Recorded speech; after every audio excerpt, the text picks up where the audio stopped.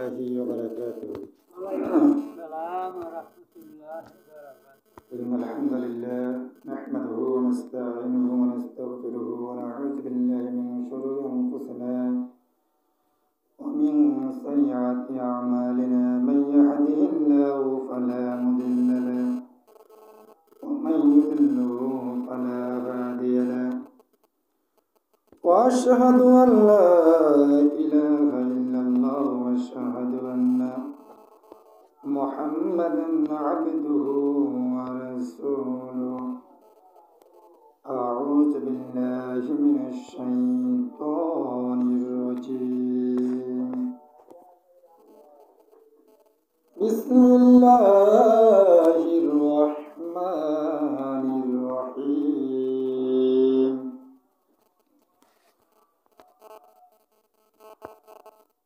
وما منعنا أن نرسل بالآيات إلا أن كذب بها الأولون. وآتينا ثمود الناقة مبصرة فظلموا بها. وما نرسل بالآيات إلا تخويفا. صدق الله العظيم. عن أبي موسى رضي الله تعالى عنه قال خسفت الشمس فقام النبي صلى الله عليه وسلم فزيعا يخشى أن تكون الساعة. فأتى المسجد فصلى بأطوال قيام وركوع وسجود رأيته قد يفعله.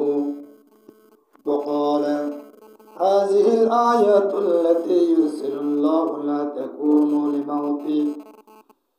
لموت أحد ولا لحياته ولكن يخوف الله به عباده. فإذا رأيتم شيئا من ذلك ففزعوا إلى ذكره ودعائه واستغفاره. رواه البخاري.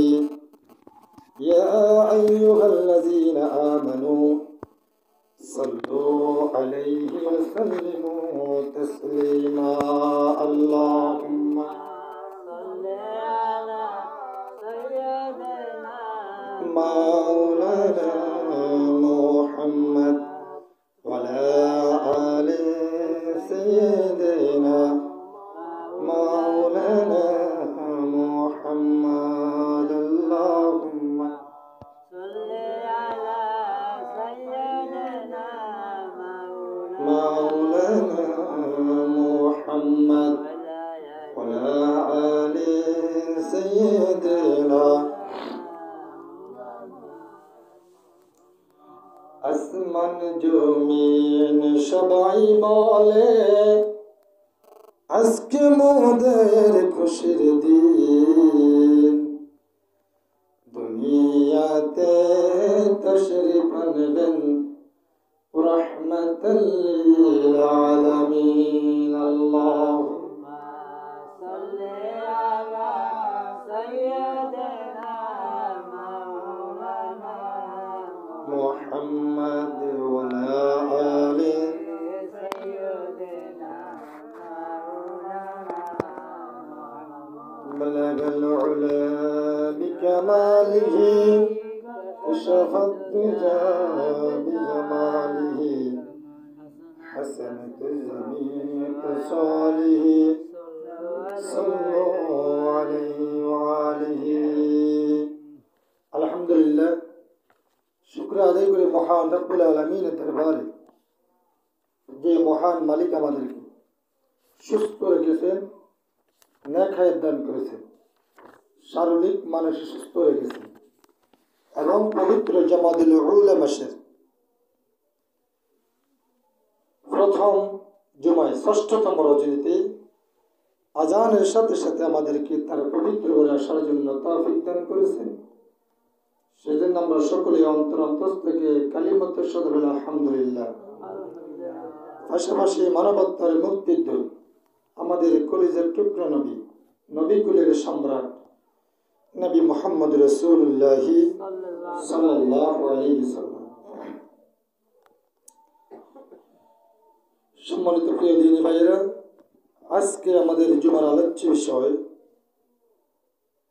ভূমিকম্প সম্বন্ধে। সেটা কেন হয়, আমরা জুমার সংক্ষিপ্ত সময় দু একটি কথা জানবো। সেজন্য আমরা সূরাতুল ইসরা, কোরআনের 17 নম্বর সূরা, ওই সূরার 59 নম্বর আমরা আয়াত তেলাওয়াত করেছি। রাসূলুল্লাহ সাল্লাল্লাহু আলাইহি ওয়াসাল্লাম সাহাবী আবু মুসা রাদিয়াল্লাহু তাআলা আনহু থেকে একটি বর্ণিত আমরা বুখারী শরীফের 1059 নম্বর হাদিস তেলাওয়াত করেছি।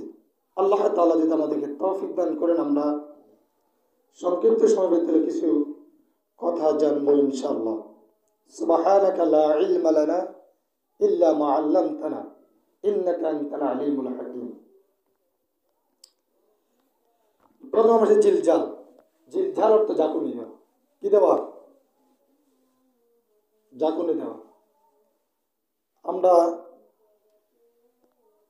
আল্লাহ তাআলার কাছে ক্ষমা চাই, মাফ চাই, তার কুদরতি পায় আমাদের সেজদারত হই।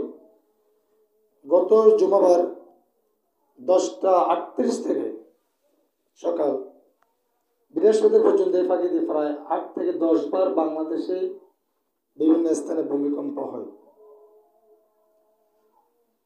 আল্লাহ তাআলা ভূমিকম্প যে হবে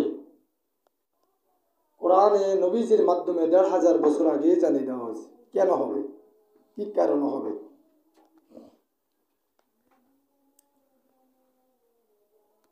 আল্লাহ তাআলা সূরাতুল জিলজাল, কোরআনের 99তম সূরা, সেই সূরাতে আল্লাহ তাআলা বলেন ইযা যুলজিলাতিল আরদু জিলজালাহা, যখন পৃথিবীকে প্রবল বেগে ঝাঁকুনি দেওয়া হবে। এখন মাত্র 5.8 মাত্রা ঝাঁকুনির লগে ঢাকাতে মনে হয় শতে বিল্ডিং অকেজু হয়ে গেছে। কি হয়ে গেছে? অকেজু হয়ে গেছে। তাহলে যদি 8-10 সেন্টিমিটার যদি ঝাঁকুনি দেয়, ঢাকা আছে নাকি?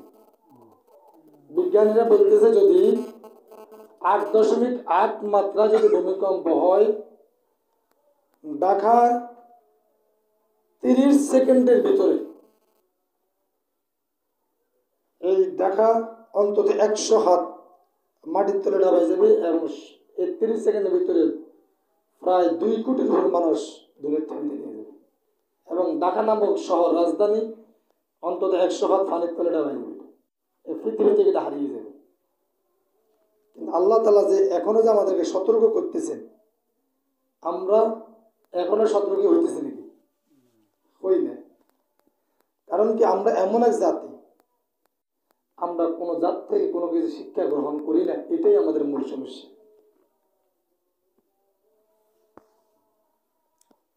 ওয়াখরাজাতিল আরদু আথকালাহা, পৃথিবী তার ভেতর থেকে সমস্ত কিছু বাইর করে দিবে। এই ঝাঁকুনি কিয়ামতের আগে যে ঝাঁকুনি, ওটার সম্বন্ধে বলা হয়েছে। পৃথিবীর যেমন মাটির নিচে যে গ্যাস খনিজ সম্পদগুলি আছে, সেগুলি মাটি বের করে দিবে। পৃথিবীর দক্ষিণ প্রান্তে যে আফ্রিকা মহাদেশ, সেই মহাদেশের পরে লাস্ট যেটা রাষ্ট্র সেনেগাল বলা হয়, ওই রাষ্ট্রকে, ওর পরে আর পৃথিবীর কিছুই নেই। ওই এরপরে সাগর, মহাসাগর, পানি আর আগুন এখনই ওইখানে গোলাগুলি করতেছে। বিজ্ঞান বলতেছে যে কোনো সময় যখন ওটা বাস্তবে পৃথিবী আগুন আর পানি একাকার হয়ে পড়ে, পৃথিবীতে যখন ভূমিকম্প দিয়ে জ্বালানি দেওয়া হবে, আগুন আর পানি, তখন যখন নিচ থেকে খনিজ সম্পদ গ্যাস যখন পেয়ে যাবে, তখন পানি আর আগুন একসাথে জ্বলবে। কোথায় যাওয়ার কোনো সিস্টেম নাই। তাহলে তখন আমাদেরকে বাঁচাইবেন যিনি, তিনি কে? তাহলে এখনো তো, তখন তো কিয়ামত হয়ে যাবে, আর বাঁচার কোনো পথ থাকবে না। আপনাকে ইচ্ছে বা অনিচ্ছে পৃথিবীতে বিদায় নিতেই হবে। এখন আমাদেরকে মাঝে মাঝে আল্লাহ তাআলা এই ভয়ানক কিছু শাস্তি আমাদের সতর্ক করতেছেন, কিন্তু দুঃখজনক সত্য, আমরা সতর্ক হইতে চাই না। আমরা সতর্ক হইতে কি আর চাই না। وقال الإنسان ما لها তখন মানুষ বলবে কি হয়েছে এটা, হাই কি হয়ে গেল। يومئذ تحدث أخبارها সেদিন সে তার নিজের উপরে যা কিছু ঘটেছে সব অবস্থার বর্ণনা করবে। بأن ربك أوحى لها কারণ তোমার রব তাকে এমনটি করার হুকুম দিয়ে থাকবেন। বলে পৃথিবী আজকে এমন ধ্বংস হয়ে যাচ্ছে কেন? বলবে এটা তার রবের হুকুমে সেটা ধ্বংস হচ্ছে, আর এটাই হবে, এটা তার রবের সৃষ্টির একটা বৈশিষ্ট্য। আল্লাহ তাআলা সৃষ্টি করে পৃথিবী ধ্বংস করবেন, এটা আল্লাহর হুকুম হচ্ছে। এখান থেকে কেউ আর লড়াইতে পারবে না, এই হুকুম কেউ ক্যান্সেল করার কোনো সুযোগ নাই। আল্লাহ তাআলা এই ঘটনাগুলি আমাদেরকে কোরআনের মাধ্যমে আমাদের নবীজির বাবদ করে আল্লাহ তাআলা আমাদেরকে জানিয়ে দিয়েছেন। আজ থেকে প্রায় ১৫০০ বছর আগে আল্লাহ তাআলা বলে দিয়েছেন। আল্লাহ তাআলা বলেন, وما منعنا أن نرسل بآيات إلا أن كذب بها الأولون وآتينا ثمود الناقة مبصرة فظلموا بها وما نرسل بالآيات إلا تخويفا আর এদের পূর্ববর্তী লোকেরা নিদর্শন সমূহ, আল্লাহ বলেছেন তোমাদের পূর্ববর্তী লোকেরা তোমাদের জন্য নিদর্শন সমূহ। নিদর্শন এইখানে নিদর্শন হলো কি, যখন তারা আল্লাহর অস্বীকার করেছে বলে আমি তো তাদেরকে নির্দেশ হিসাবে নিদর্শন পাঠাইছি। আল্লাহ বলেছেন আমি যখন তারা আমার তোমাদের পূর্ববর্তীরা যখন আমার নির্দেশগুলি অমান্য করলো তখন আমি তাদেরকে তখন বিরত থাকতে বললাম। যেমন এর ভিতরে তোমরা দেখে না চামুদ জাতিকে আল্লাহ এখানে وَآتَيْنَا ثَمُودَ النَّاقَةَ مُبْصِرَةً فَظَلَمُوا بِهَا আল্লাহ এখানে একটি জাতির কথা উল্লেখ করে বলছেন। আমি যখন চামুদ জাতিকে প্রকাশ্যে উটনি এনে দিলাম এবং তারা তার উপর জুলুম করলো, আমি নির্দেশ তো এই জন্য পাঠাইতে যাই যেন লোকেরা ভয় পায়। আল্লাহ আমি তাদের উপরে যেগুলি মুসিবত দিই তাদেরকে ভয় লাগাই দেখি, চাইনি আমার বান্দা আমার দিকে ফিরে আসে। ওরে বান্দা কয় আমরা মোকাবিলা করার জন্য প্রস্তুত। কি কয়? মোকাবিলা করার জন্য প্রস্তুত। তাহলে ইমান আছে না গেছে? তাহলে যেখানে আল্লাহর আযাব দেখি ভয় পাবে সেখানে মানুষ, হযরত নূহ আলাইহিস সালাম তার জাতিকে বলল যে দেখো আল্লাহ তাআলা মাটির নিচ থেকে একটা ভূমিধস দিবেন, পানি হয়ে যাবে, বন্য প্লাবিত হবে, প্লাবন হবে, একবারে আসমানের পানি হয়ে যাবে। কারণ জাতির লোকেরা ব্যাগে ইসলাম গ্রহণ করিয়ে লেছে কেন? জাতির লোকেরা কি কয়? কয় সাই তোর আল্লাহ কেমনে হানি দিয়ে আমরা সামু একটা, আমরা মোকাবিলা করার জন্য প্রস্তুত, আমরা নৌকা ঢুকে বানা লাইছি। তাহলে জাতি কি আরো ভালো হয়েছে, আরো খারাপ হতে গেছে? আমরা হেজা দিতেন আর কি বেশি বেলা নাকি? আমরা কি হেজা দিতেন বেশি বেলা নাকি? বেশি বেলা না, আমরা মনে আরো খারাপ। আমরা শিক্ষা গ্রহণ করি না। মূল আমাদের আমরা জানি বুঝি, সবাই বুঝি, জানে না বুঝি না এমন কোনো লোক আছে নাকি? সবাই জানেও বুঝিও। আজ পর্যন্ত অনেকে হয়তো না বুঝার ভান করে, এটা করতে পারে, কিন্তু জানে বুঝবে কি? আমরা আজ পর্যন্ত কেউ দেখছি নাকি যে শোষার কেজি 100 টাকা, এতে 1 বছর শোষা নেই, গাড়ির চাকার তলে দিয়ে ডলার লেখা থাক, এত টাকা কে বেঁচে কে নিব দরকার নেই আর। অথবা টাকাগুলি লই আনি পজেটের মধ্যে শ্রেণী হালাই দিয়েছি, বাঘরি হালাই দিয়ে বাদ দিকে চলে যাইছি, এমন কোনো লোককে দেখছি নাকি? তাহলে বাঙালি জাতে মাতাল হলে তালে তালে ঠিক আছে, জাতে মাতাল তালে ঠিক। বুঝুন কেন বিজ্ঞান বুঝুন না বুঝার ভান করে। আল্লাহ তাআলা বলেন, তাহলে আল্লাহ তাআলা বলেছেন আমি বিভিন্ন জাতিকে এই শিক্ষাগুলো দিয়ে দিয়েছিলাম কেন? তারা যেন এখান থেকে শিক্ষা গ্রহণ করতে পারে। কিন্তু আমরা শিক্ষা গ্রহণ না করে আমরা এর থেকে জাতি আরো দূরে সরে গেছি। দাঁড়িয়ে কি করছে? জাতি এখান থেকে আরো দূরে সরে গেছে। কেন? এর কয়েকটি কারণ। এর ভিতরে 1 নম্বর কারণ হচ্ছে মানুষের ইমানের দুর্বলতা। ইমানের কি? ইমানের দুর্বলতা। না জানে আমাকে মেরে ফেললো, না জানে আমাকে কি করলো। আমরা আগে বলছিলাম যদি প্রতিযোগিতা হইতো যে কেউ যদি একটানা 5 বছর যদি সে তাকবীরের সাথে নামাজ পড়ে তাকে আমাদের এলাকার এমপি বানাই দেওয়া হবে। মসজিদে ঢুকতে আপনাদের ফিরতো কি ফিরতো না? হ্যাঁ, ঢুকতে দিতে নাকি? দিতে না। কইতে এই যে নামাজ পড়ি আমরা এমপি এমপি বানানো যাইতো না, ইয়ারে ফিরি মসজিদ তুমি বার কর।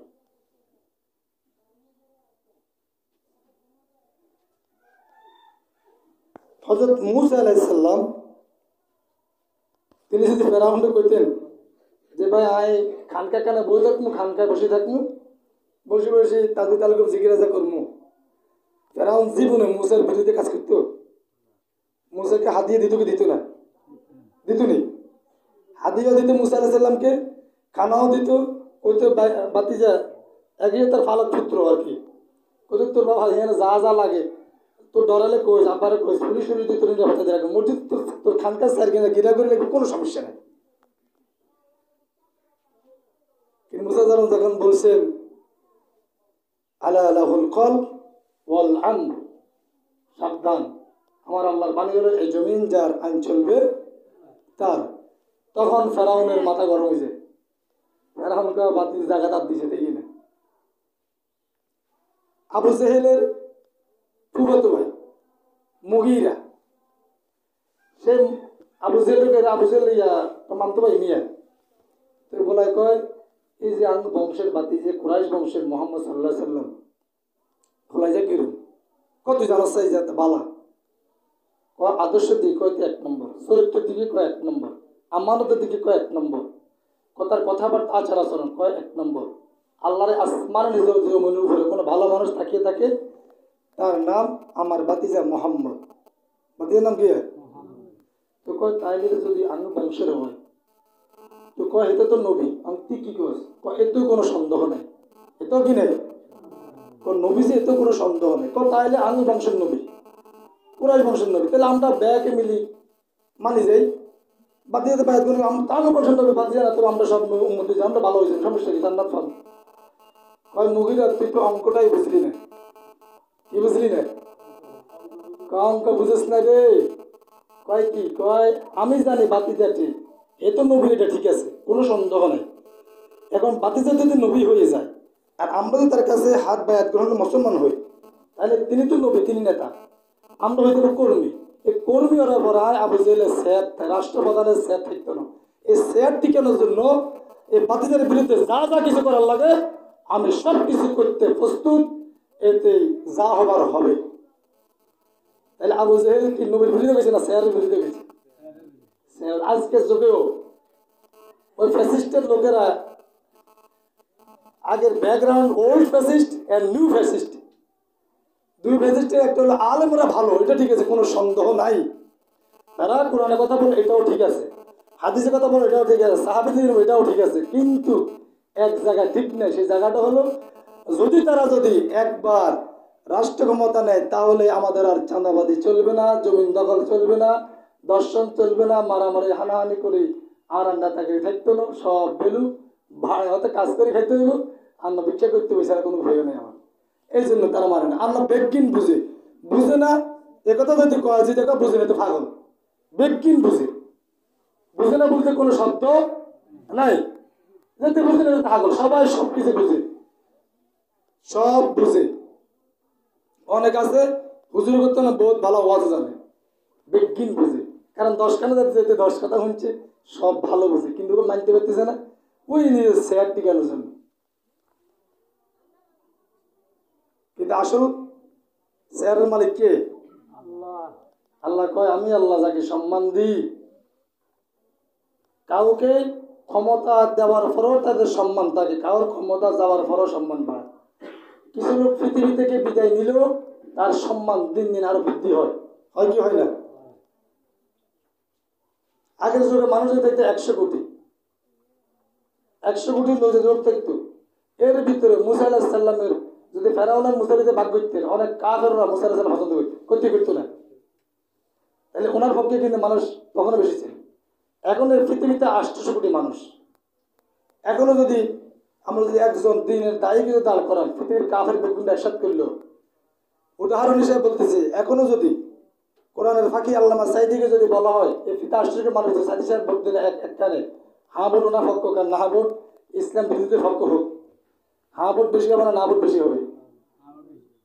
কারণ মরে যাওয়ার পরও জনসংখ্যা তো আর বাড়ছে না, কমছে। আর আমাদের প্রেসিডেন্ট আছে ডোনাল্ড ট্রাম্প, তা এখনো যে হানা ভোটে এতে ঠকবো না, জিতবো, এখনো ঠকবো।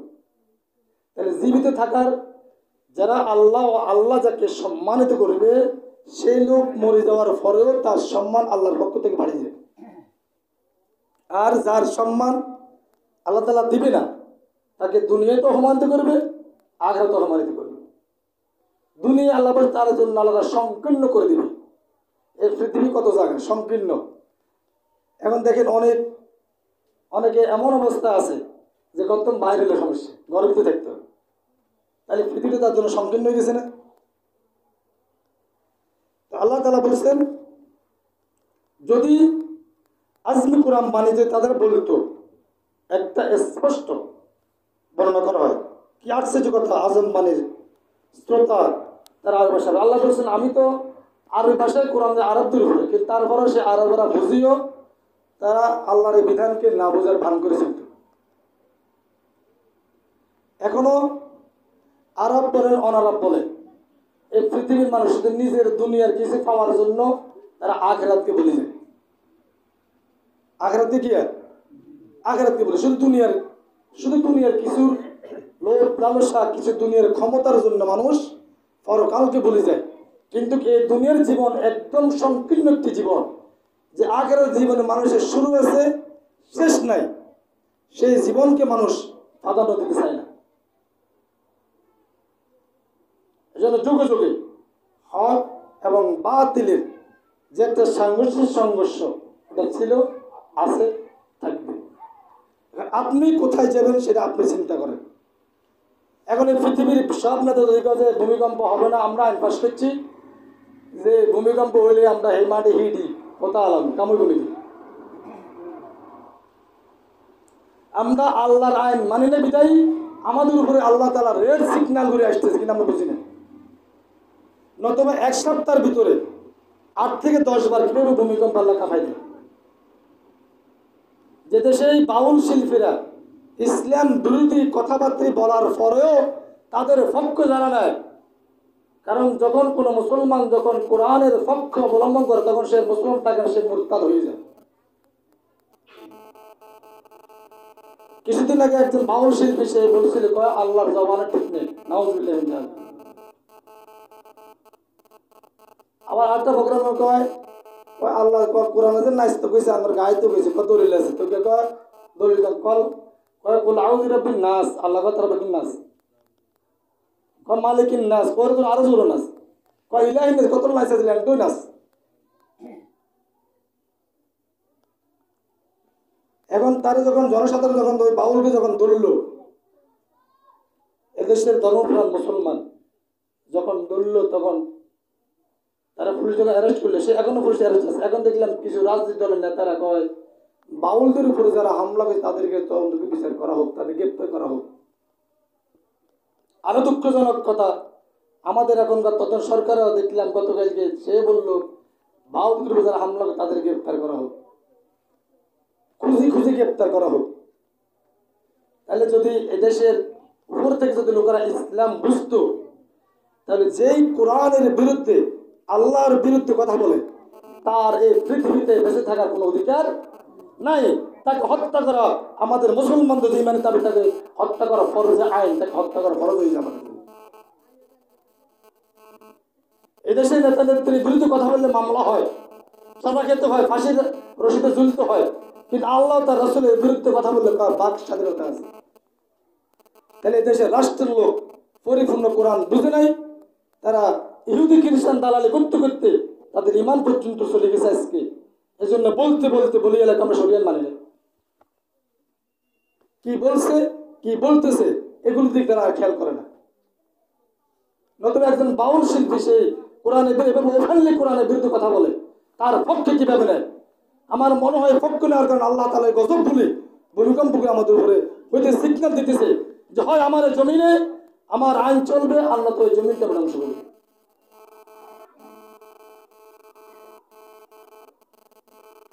কিভাবে আমাদের উপরে গজব বলে আসতেছে? এখনো যদি মুসলমান ফিরে না আসে, তাহলে আল্লাহ তাআলার এই গজব থেকে আমাদেরকে বাঁচানোর আর কেউ থাকবে না, বাঁচানোই যাবে না। আপনি যতই করবেন, যখন আল্লাহ তাআলার পক্ষ থেকে কোনো ফয়সালা হয়ে যাবে, তখন আর কোনো দোয়াও কবুল হবে না। আমাদের দোয়া কবুল হয় না এই কারণে, কারণ আমরা একজন ভালো থাকলে হবে কি, শতকরা বাগ্নির বুঝেন আমরা উলট ফুলট, ওর ভালোর দোয়া আর কাম হয় না। একজনের ব্যাংকে কয় কয় ব্যাংকে টাকা তুলে টাকা আইয়ে টাকা তুলে টাকাটা নিয়ে নেয়।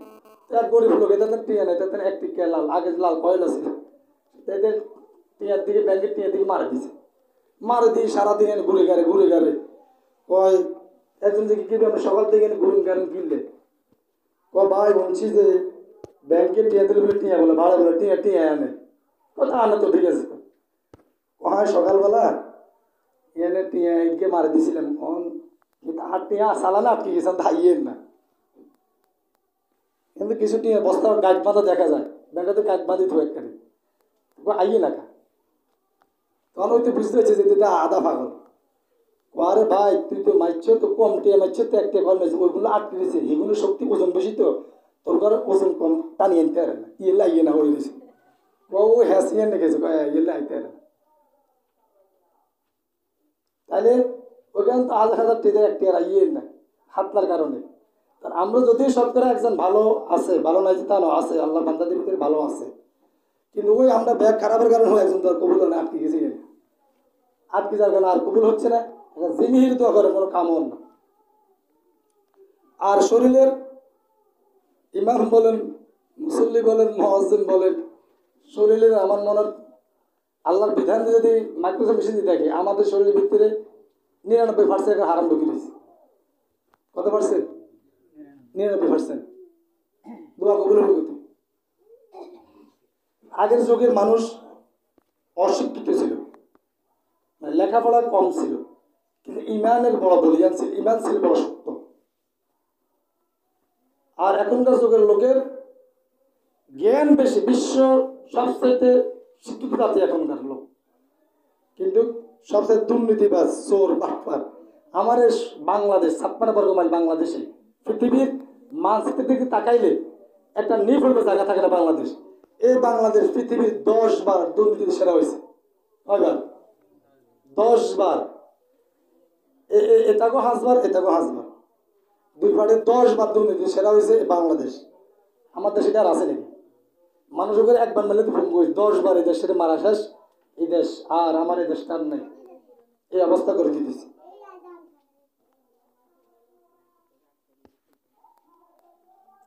তাহলে আমাদের এই যে পরিণত করল আল্লাহ তাআলার, এটা একটি আসমানি গজব। কারণ কি? আমরা আল্লাহর বিধান না মানার কারণে আমাদের উপরে এই মহা বিপদগুলি এসে থাকে। রাসূল সাল্লাল্লাহু আলাইহি ওয়াসাল্লাম বলেন, একবার শিশু গ্রহণ হলো, আবু মুসা আশআরী আমরা যে হাদিসে তেলাওয়াত করছি, তখন নবী সাল্লাল্লাহু আলাইহি ওয়াসাল্লাম ভীত অবস্থা হতেন। রাসূল সাল্লাল্লাহু আলাইহি ওয়াসাল্লামের সুন্নাত ছিল যখন কোনো আযাব গজব আসতো, আকাশে যখন মেঘ ধরতো, নবী সাল্লাল্লাহু আলাইহি ওয়াসাল্লাম তখন মসজিদে নববীতে চলে আসতেন, সাহাবায়ে কেরাম চলে আসতো, আসেন নবীজি 2 রাকাত নামাজ পড়তো, নামাজ পড়ে আল্লাহর কাছে দোয়া করত, আল্লাহ যদি এই মেঘ যদি রহমতের মেঘ হয় তাহলে আপনি আমাদের জন্য দান করেন, আর নতুবা আপনি এখান থেকে আমার যদি গজবের মেঘ হয় আপনি এখান থেকে উঠে নিয়ে যান। আর এখন আমরা সিগন্যাল এলে কোনায় যাই, কি বিল্ডিং যাবে 10টা মসজিদ যান নদীতে মাঝে দিকে বিল্ডিং যাবো নবীজি আসতো মসজিদে আঙ্গজা দরিত মসজিদ সিঙ্গেল বেডসে মাছ ভালো হইবে পরিস্থিতি দেখো আল্লাহ আল্লাহরে জান্নাত দিন আল্লাহকে তোর আব্বা দিয়ে জান্নাত দিবে সেটা তোর বাবার সম্পত্তি হাইবি যেভাবে খুঁজেছিলাম তোর আব্বা দিয়ে সম্পত্তি আছে তার কাছে নবীজি আসতো কোথায় তখন যা এখন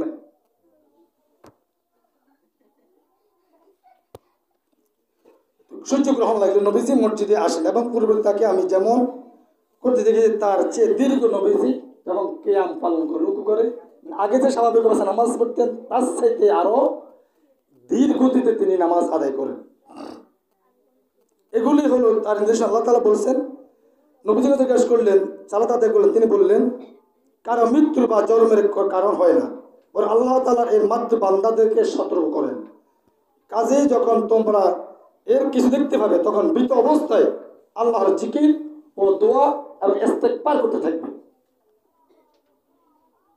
তাহলে আল্লাহর জিকির নামাজ আদায় করবে কোরআন তেলাওয়াত করবে দোয়া করবে আল্লাহর কাছে ইস্তেগফার বলবে বেশি বেশি তাওবা করবে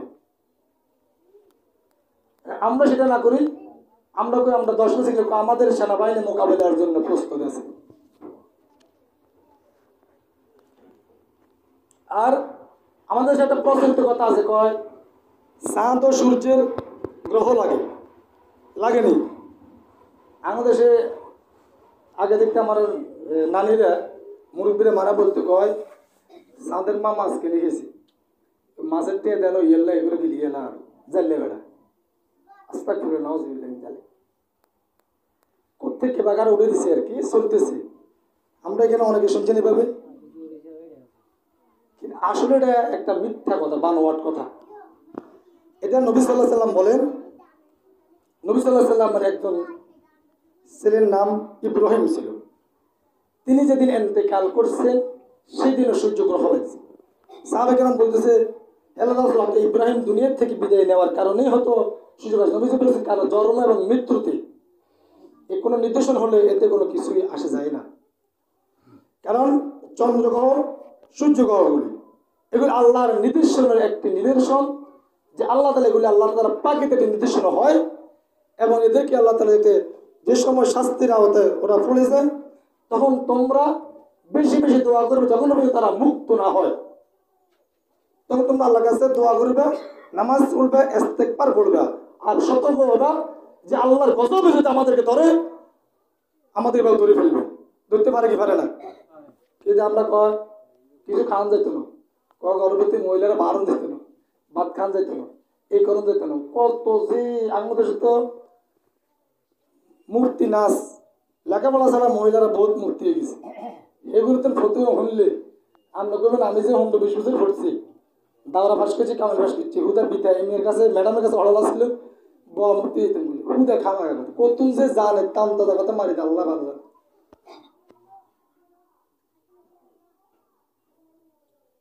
কত ইমান হারা কথা আমাদের দেশে চলতেছে কয় মির্কা মাছ খেলো না মির্কা ভরা আমি নিজে খাওয়াই দিছি আমার পরিবারকে বাড়াইতে ওটা কিচ্ছু হলো কয় বাচ্চা কয় আসলে জহা করলে এই বাচ্চার গলা কাটা নাক কাটা হয় শেষ ছেলে হওয়ার সময় 7টা না 8টা মোরগ জবাই করছি হাঁস আর কি আগে একটা নবীর সুন্নত আসেন আমরা বাস্তবায়ন করি যদি কাটা হয় হোক সিদ্ধান্ত আল্লাহর ফয়সালা হবে ওই কিছু হলো ভালো আছে 1000 বাচ্চার ভিতরে আরো আলহামদুলিল্লাহ স্ট্রং ওই আমাদের ইমান নষ্ট হয়ে যেতে যেতে ইমানের পোকা ধরতে ধরতে সব জালি করে ফেলেছে এখন সত্য কোনটা ওই দানদের উপর করে আসছেন জংলা খাইতে খাইতে এখন দান কোনটা জংলা ওটা চিনাই জানা বাতিল আমাদের গ্রাস করতে করতে এখন হক কোনটা বাতিল বাসে করে টকল এখন শুধু বাতিল ডাইনে বাতিল বাংলা বাতিল পিছনে সামনে এখন হক আর টোকাই পাওয়া যাচ্ছে না এই ফিসটা উল্টে গেছে এখন সত্য একদম লুকাই গেছে এজন্য নবীজি বলছেন এর মাধ্যমে কোনো ভালো মন্দ কিছু নেই এখান থেকে তোমরা শিক্ষা গ্রহণ করো আর এতে আমাদের যে কথা আছে ওটা ডাহা মিথ্যা কথা নবীজি বলছেন এটা আল্লাহ তাআলা সৃষ্টির একটা সিস্টেম হিসেবে এগুলো চলতেছে নতুন কোনো জিনিস না আর ওরা মাছকে বেগত ওদের তো রুহ নেই জীবনও নেই ওটা আল্লাহর হুকুম এটা সৃষ্টি আল্লাহ হুকুম করে মাছকে বেগত আমাদের দেশে কোনো ঈদের চাঁদ উঠলে মানে সালাম দেয়, সালাম দেওয়া কি আল্লাহ এর কি জবান আছে নি সালাম দেবে, এত জবান আছে সালামটা লোক করতে, তাহলে কত সালাম দিই। এই যে ওয়াজিব তোর গুণা আমলা হইতেছে, আমরা ছোটবেলা দিতাম শান্তি মাকে সালাম দে, সালাম দে, সালাম সালাম আসসালাম কালকে। এইভাবেই আমাদের দেশে অসংখ্য নজিরবিহীন চলতেছে, এটা ইমান হারার মতো কর্মকাণ্ড। আমরা এই আল্লাহর আযাব গজব বলে দেখি পরিশুদ্ধ হব। কি হবে? তুমি শহরের দিকে, যারা শহরে ছিল তারা জানে শুক্রবারে অফিস আদালত সব বন্ধ থাকে। কি থাকে? বন্ধ থাকে। 10টা 11টা আগে ঘুম থেকে উঠি না, উঠি কে ঘুরতে যায়, কে মসজিদের দিকে যায়। আবার যারা নামাজ পড়া মোটামুটি সুন্দর আছে, 11টার ভিতরে নিচে গ্রাউন্ড ফ্লোর বুকিং, 11:30টার ভিতরে দ্বিতীয় তলা, যেটা ফার্স্ট ফ্লোর বলে, ফার্স্ট ফ্লোর, থার্ড ফ্লোর, এগুলি সব বুকিং হয়েছে। এরপর আপনি যখন 12টার পরে চাইলে আপনার রাস্তায় ছাড়া জায়গায় দেব। এতে আবার সচেতন আছে আলহামদুলিল্লাহ। যারা ঘুমে থাকে কিন্তু ফজরতে জানে, আর ফজরতে কজন যায় সব করা, কিন্তু জাগরির লগে বিল্ডিং থুই, বিল্ডিং আছে না বাইরে, আল্লাহ কয় ইচ্ছায় বা অনিচ্ছায় তোকে বাইর হতেই হবে। এই মসজিদে এখন আজান দিলে তুই আড়ে চলে যাস, গ্যাবারেটি দেখায়, কিন্তু এই মসজিদে তুই আসবি ইচ্ছায় বা অনিচ্ছায়, তোর নিজের বাহনে অথবা অন্যের বাহনে করে তুই আসতে হবে। হবে কি হবে না? আজকে তুই গাদ্দারি করে চলে যাস, আজান দিছে দৈনিক 5 বার, আল্লাহর হুকুম এলান করা হয় মসজিদ থেকে, আসো তোমরা কল্যাণে আল্লাহর পথে আসো। 50 বছর হায়াতের জিন্দগিতে কত বছর হাজিরা দিছে। আউয়ালু মা ইউহাসাবু বিহিল আবদু ইয়াউমাল কিয়ামাতিস সালাত, কিয়ামতের সর্বপ্রথম নামাজ হিসাবে শুরু হবে। আমার মনে হয় বাংলাদেশের মানুষ, সারা বিশ্বের মানুষ শতকরা 95% লোক ধরা খাই যাবে শুধু এখানে। খাইবে খাইতো না, আপনি মনে হয় টের ফান্মায় হতে কত বড় এলান দেওয়া হয়েছে। দৈনিক 5 বার আপনাকে এলান দেওয়া হয়, আসো তুমি আল্লাহর ঘরে, কল্যাণের দিকে আসো। আসলেই তোমার ভাগ্য খুলে যাবে। জাতি উত্তর দিছে কদিন দিছে নাকি? নামাজে খাড়ালে যে মোবাইল আই একখান বেটি মন থুই নামাজে হ্যালো আর নামাজে আসি রে, আর নামাজে আসি, আর নামাজে আসি, ঘরে ফোন বাজবে, কাম তুই তোর মারে কি মারে না, যাই তাদের অফিস থেকে ফোন দিছে, অফিস নাম্বারে, কোড নাম্বারে ফোন দিছে, দূর অফিস থেকে ফোন দিছে। তাহলে দুনিয়ার এলান পাই যদি মানুষ এভাবে দৌড়ে, যদি মানুষগুলি বুঝতো যে আমার আল্লাহর দৈনিক 5 বার এলান আসতেছে, আমাকে পৃথিবীর সব কাজকর্মতে আমাকে যেতে হবে, তাহলে মনে হয় আল্লাহর রহমত, আল্লাহ বলছে মানুষ যেন আমার হুকুমগুলি মানবে, আমার আসমানের রহমতের দরজাগুলি খুলে দেওয়া হবে, জমিনের রহমতের দরজাগুলি খুলে দেওয়া হবে, তার উপর আমার রহমত দরজায় ভর্তি থাকবে। কিন্তু এখন রহমত কি আল্লাহর পক্ষে বন্ধ থাকে? আমরা বন্ধ করে এসেছি, আমরা বন্ধ করে এসেছি। যতদিন পর্যন্ত আমরা আল্লাহর হুকুমগুলো অর্ডারগুলো না মানবো, ততদিন পর্যন্ত আমাদের আল্লাহর আসমানে আসতে থাকবে, আসতে থাকবে, আসতে। কেমন আসবেন? হাদিসের বর্ণনা বলছেন, একটা তাসবিহ যখন তার রশি খুলে দেওয়া হয়, তো একটার পর একটা যখন তার গোড়া ভরতে থাকে, তাসবিহ গোড়া ভরতে থাকে, তখন একটার পর একটার আল্লাহর গজবগুলি এভাবে আসতে থাকবে, বন্ধ করা যাবে না। এখন আমাদের উপরে গজব আসে কি আসে না? এই গজব থেকে বাঁচতে হলে আল্লাহর হুকুম পরিপূর্ণভাবে মানতে হবে। পরিবারের জীবনে, সমাজ জীবনে, রাষ্ট্র জীবনে, আমার পারিবারিক জীবনে, ব্যবসা জীবনে, রাজনীতির জীবনে, সমস্ত জীবনে আল্লাহর হুকুম মানা দরকার আছে না নাই? আল্লাহর হুকুমের বাহিরে চললেই আপনাকে এই দুনিয়াতে যদি বাঁচা যায়, ঠিক আছে, পার পাওয়া যাবে, কিন্তু পরকালে পার পাওয়ার কোনো সুযোগ নাই। আর এই গজবগুলো আমাদের বাঁচতেছে, আল্লাহ তাআলা আমাদের এই গজব থেকে বেঁচে থাকার তৌফিক দান করুক। 5 ওয়াক্ত নামাজ যেখানে থাকি, যে যেখানে থাকি, 5 ওয়াক্ত নামাজ পড়ার তৌফিক দান করুক। সুবহানাল্লাহি ওয়া বিহামদিহি, আশহাদু আল্লা ইলাহা ইল্লা আনতা, আস্তাগফিরুকা ওয়া আতুবু ইলাইক।